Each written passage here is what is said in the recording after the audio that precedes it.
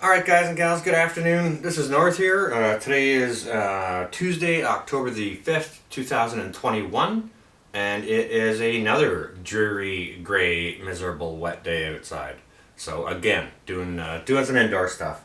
So I thought I'd take a minute to share with you guys and gals just a little bit about home canning and the economics behind it, okay? Now, one of the reasons why I want to do that is because, you know, I know there's so many of you out there who are they're trying to put stuff back on a budget and trying to do things frugally. You know, so many of you out there living on a very limited income or fixed income, and the case is the same for me. I don't have a lot of money, so I'm forced to, if I want to put stuff back, I got to do it on a budget. So that's kind of one of the reasons why I do, why I put stuff back in the way that I do, is because my budget is terribly, terribly limited. So, so I have to work within the confines of that, as so many of you guys and gals do. So, so yeah, just a little bit again about the economics behind home canning and how that can help keep your money in your pocket or help you put more food back, okay? So I did do a video a little while ago about, I was home canning dried kidney beans, okay?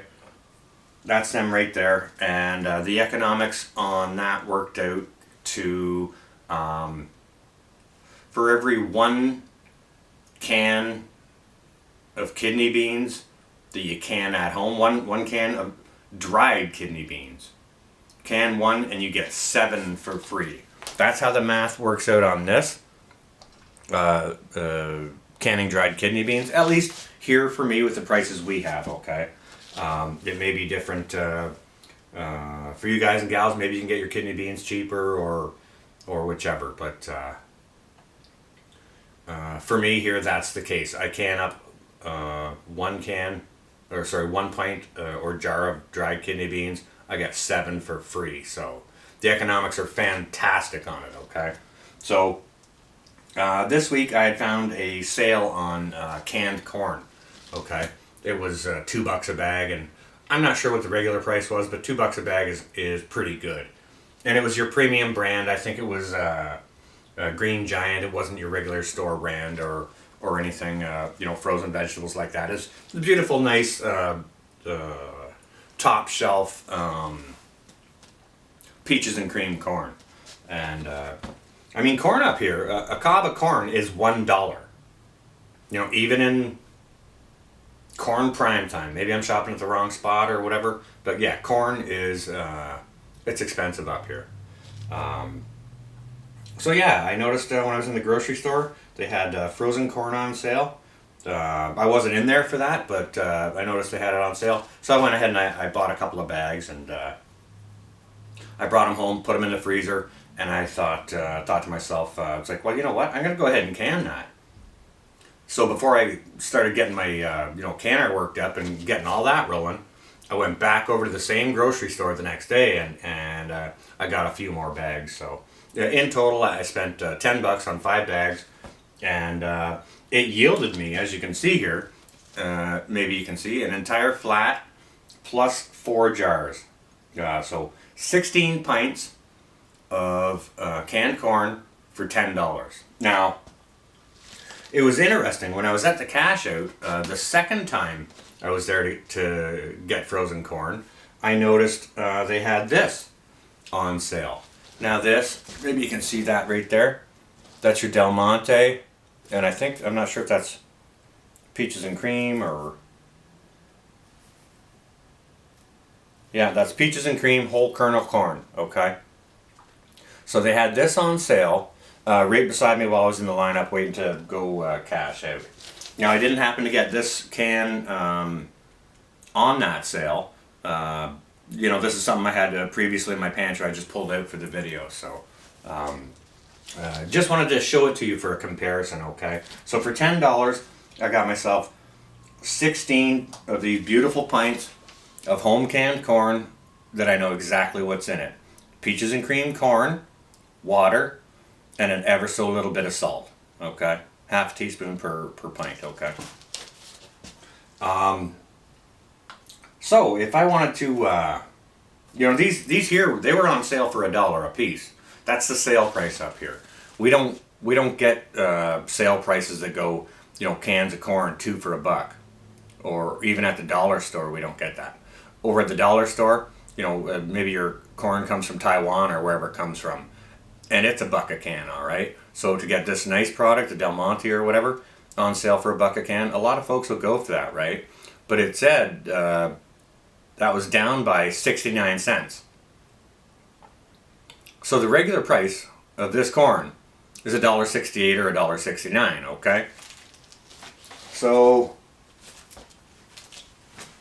10 of these at the regular sale price would cost me $16.90.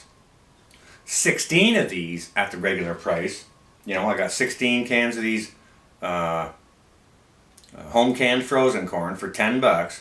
16 of these at the regular price of $1.69 would cost me $27. Okay? Or even if I wanted 16 cans at the sale price, it would still cost me $16.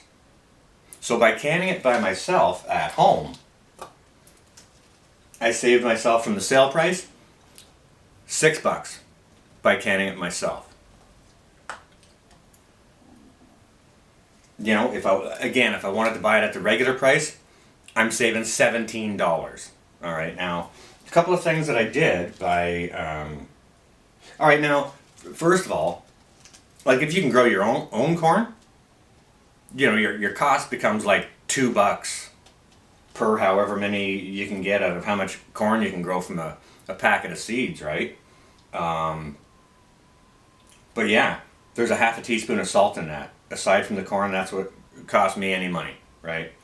So, what I did by home canning this myself is not only did I save myself a bunch of freezer space, because I got a very small freezer. It's about this big on top of my fridge. So I don't have room to store a whole lot of stuff in there. So anything that is in there is meats or something I'm going to use in fairly short order, right? Anything in your freezer or your pantry, that's like your quote working pantry that you want to rotate through and go through on a fairly quick basis. So I saved myself some freezer space, number one. Saved myself a whole bunch of money, like 2/3 pretty much, from the regular price to the sale price of the frozen corn that I canned myself. I saved myself almost 2/3 on this, right? Or gave myself the ability to put back almost 2/3 more. All right. Not only did I save myself money, not only did I save myself freezer space, but I also extended the shelf life of this corn. I suppose I could have gone ahead and dehydrated the ever-living crap out of it and thrown it in a jar and it would be good for years. But, I'm confident that this home canned stuff will be good for 3 to 5 years, more into our midterm type storage, right? So I thought it was a pretty good idea to do. Yes, I still did have to spend $10 for it, but the nutrients that are in there put back and ready to use, I think is was kind of worth the trade. And at the end of the day, I saved myself pretty much 2/3. So that's one of the reasons why I really, really like home canning, especially when you're prepping on a budget, is because you can keep 2/3 of that money in your pocket, or get almost 2/3 more, or one can get 7 for free. You understand what I'm saying? The economics behind home canning, for me, just makes sense. So, especially when working on an extreme budget, okay? So with that, guys and gals, that's what I wanted to share with you today. If you guys haven't got your canning game on, don't be afraid of it. There's so much safety built into the canners these days. It'd be almost impossible for you to explode one. You'd have to turn it on maximum, and then go away on vacation before it would blow up on you. And then there's safety features. It wouldn't even blow up.